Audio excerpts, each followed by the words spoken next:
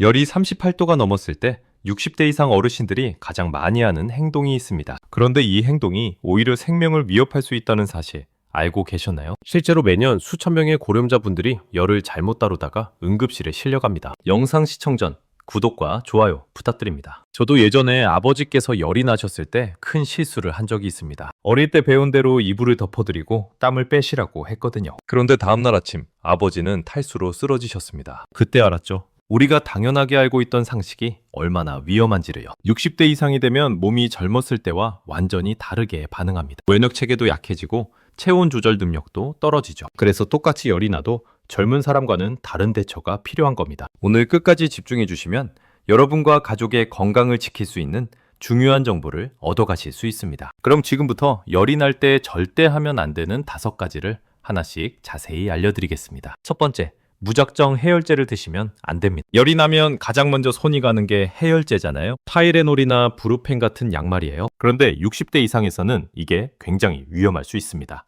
왜 그런지 설명해 드릴게요. 우선 해열제의 종류부터 알아야 합니다. 크게 아세타미노펜 계열과 비스테로이드성 소염제, 줄여서 NSAID라고 부르는 계열이 있어요.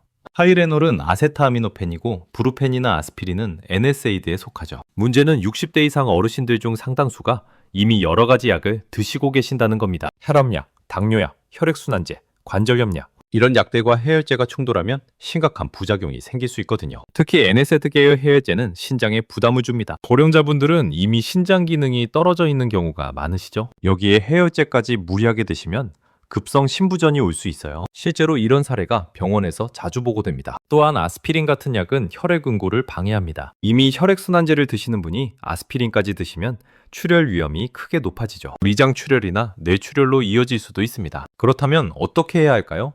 먼저 의사나 약사와 상담하세요. 지금 드시는 약 목록을 말씀하시고 어떤 해열제가 안전한지 확인받으셔야 합니다. 혼자 판단하시면 절대 안 돼요. 해열제를 드시더라도 용량을 꼭 지키셔야 합니다. 빨리 낫고 싶다고 2알, 3알 드시는 분들 계시거든요. 이러면 간에 심각한 손상이 올 수 있습니다. 아세타미노펜은 하루 3g을 넘기면 간독성이 생길 수 있어요. 그리고 해열제는 열을 낮추는 거지 병을 낫게 하는 게 아니라는 점 기억하세요. 열은 우리 몸이 세균이나 바이러스와 싸우는 신호거든요. 무조건 열을 내리는 게 좋은 것만은 아닙니다. 잠깐, 여기서 중요한 게 있습니다. 2번째 금지사항이에요. 찬물 샤워나 냉찜질을 하시면 안 됩니다. 열이 나면 시원하게 해줘야 할 것 같잖아요. 찬물로 샤워하거나 얼음찜질을 하면 열이 빨리 내릴 것 같죠? 그런데 이게 오히려 상황을 악화시킬 수 있습니다. 왜 그럴까요? 우리 몸은 체온이 급격히 떨어지면 오히려 열을 더 만들어내거든요. 몸이 추위에 반응해서 떨림을 시작하고 근육을 수축시켜 열을 발생시킵니다. 결국 체온이 더 올라가는 역효과가 나는 거죠. 특히 고령자분들에게 찬물 샤워는 심장에 큰 부담을 줍니다. 갑자기 찬물이 닿으면 혈관이 급격히 수축하거든요. 이미 심장이 약해진 상태에서 이런 충격이 오면 부정맥이나 심장마비로 이어질 수 있습니다. 실제로 열이 났을 때 찬물 샤워를 하다가 욕실에서 쓰러지신 사례가 적지 않습니다. 열로 인해 이미 몸이 약해진 상태에서 급격한 온도 변화는 정말 위험해요. 얼음찜질도 마찬가지입니다. 이마에 얼음 주머니를 대시는 분들 많으시죠? 그런데 이것도 피부 온도만 낮출 뿐 체온을 효과적으로 낮추지는 못합니다. 오히려 혈관 수축으로 열 발산을 방해할 수 있어요. 그렇다면 어떻게 해야 할까요? 미지근한 물수건이 정답입니다. 체온보다 약간 낮은 온도, 그러니까 대략 30도 정도의 물수건으로 겨드랑이나 사타구니 같은 큰 혈관이 지나가는 부위를 닦아주세요. 이렇게 하면 몸에 충격 없이 자연스럽게 열을 발산시킬 수 있습니다. 찬물처럼 급격한 반응을 일으키지 않으면서도 체온을 낮출 수 있죠. 그리고 실내 온도를 적절하게 유지하는 것도 중요합니다. 너무 덥지도 너무 춥지도 않게요. 대략 24도에서 26도 정도가 적당합니다. 에어컨 바람이 직접 닿지 않도록 주의하시고요. 이게 핵심인데요. 3번째 금지사항입니다. 이불을 뒤집어 쓰고 땀을 빼시면 안 됩니다. 이건 정말 많은 분들이 잘못 알고 계신 부분이에요. 예전부터 열이 나면 땀을 빼야 낫는다고 배웠잖아요. 그래서 두꺼운 이불을 덮고 땀을 쭉 빼면 열이 내린다고 생각하시죠. 하지만 이 방법은 60대 이상에게 치명적일 수 있습니다. 왜냐고요?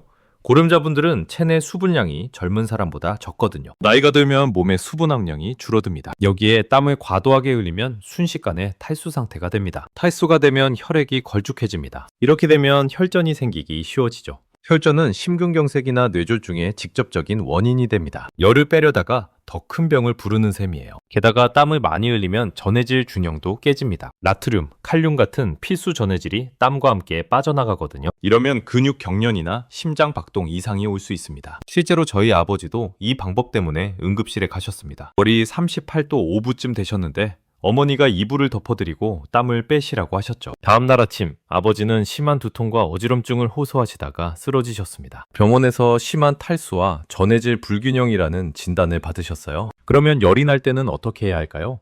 오히려 얇은 옷을 입고 환기가 잘 되게 해주셔야 합니다. 몸에서 자연스럽게 열이 발산될 수 있도록 물을 충분히 마시는 것도 중요합니다. 미지근한 물이 좋아요. 너무 차가운 물은 위장에 부담을 줄 수 있거든요. 조금씩 자주 마시는 게 좋습니다. 이온 음료도 도움이 됩니다. 땀으로 빠져나간 전해질을 보충할 수 있거든요. 다만 당뇨가 있으신 분은 당분 함량을 확인하셔야 해요. 네 번째 금지 사항으로 넘어가겠습니다. 열이 날 때 무리하게 활동하시면 안 됩니다. 열이 좀 있어도 움직여야 낫는다고 생각하시는 분들 계시죠? 가만히 누워 있으면 더 아플 것 같다면서 산책을 나가시거나 집안일을 하시는 분들도 있습니다. 이게 정말 위험해요. 열이 난다는 건 몸이 이미 전쟁 중이라는 뜻입니다. 면역 시스템이 총동원되어 병원체와 싸우고 있는 거죠. 이 상태에서 몸을 움직이면 에너지가 분산됩니다. 면역 반응에 써야 할 에너지가 근육 활동에 쓰이게 되는 거예요. 특히 심장에 부담이 큽니다. 열이 나면 심박수가 이미 올라가 있거든요. 체온이 1도 올라갈 때마다 심박수는 분당 10회 정도 증가합니다. 여기에 운동까지 하면 심장이 감당할 수 없는 부하가 걸릴 수 있죠. 60대 이상에서 열이 있는 상태로 무리하게 활동하다가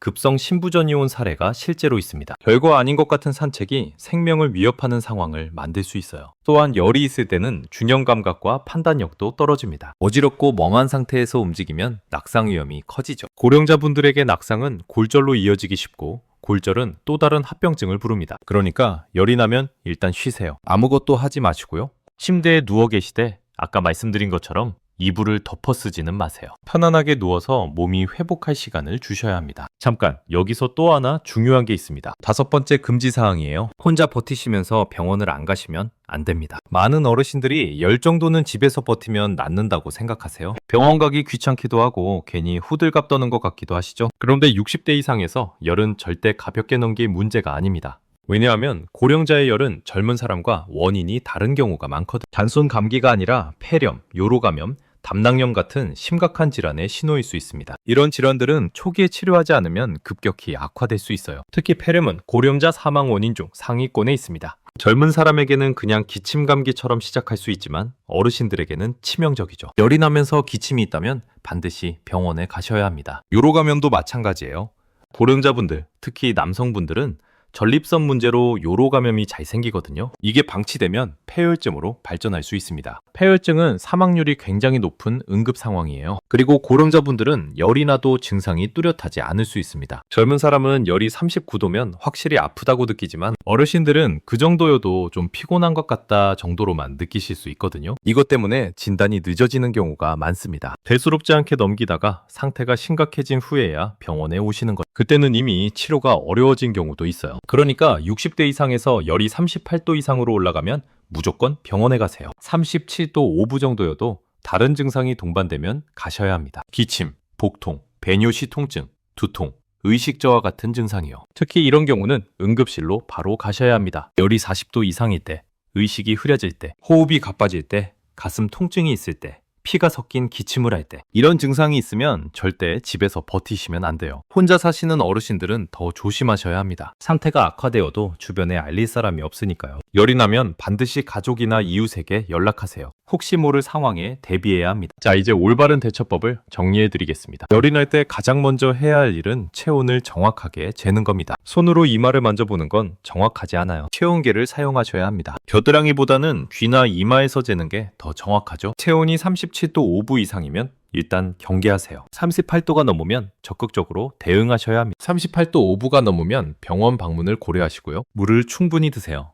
열이 나면 몸에서 수분이 많이 빠져나갑니다. 탈수를 예방하려면 평소보다 더 많이 마셔야 해요. 미지근한 물이 좋고 한 번에 많이 마시기보다 조금씩 자주 마시세요. 편안하게 쉬세요. 아무것도 하지 마시고 누워 계세요. 몸이 회복하는데 집중할 수 있게요. TV를 보거나 스마트폰을 하는 것도 자제하시면 좋습니다. 눈과 뇌도 쉬어야 하거든요. 옷은 가볍게 입으세요. 땀 흡수가 잘 되는 면 소재가 좋습니다. 두꺼운 옷을 입거나 이불을 덮어 쓰지 마세요. 몸에서 열이 자연스럽게 발산될 수 있게 해주셔야 합니다. 실내 환경도 중요합니다. 너무 덥지 않게 24도에서 26도 정도로 유지하세요. 환기도 자주 해주시고요. 공기가 탁하면 회복이 더 뒤어집니다. 미지근한 물수건으로 몸을 닦아주세요. 특히 겨드랑이, 사타구니, 목 같은 큰 혈관이 지나가는 부위를 닦아주면 효과적입니다. 찬물이 아니라 미지근한 물이어야 한다는 거 잊지 마세요. 해열제는 신중하게 드세요. 드시기 전에 현재 복용 중인 약과 충돌이 없는지 확인하셔야 합니다. 가능하면 의사나 약사와 상담 후에 드세요. 용량은 반드시 지키시고요.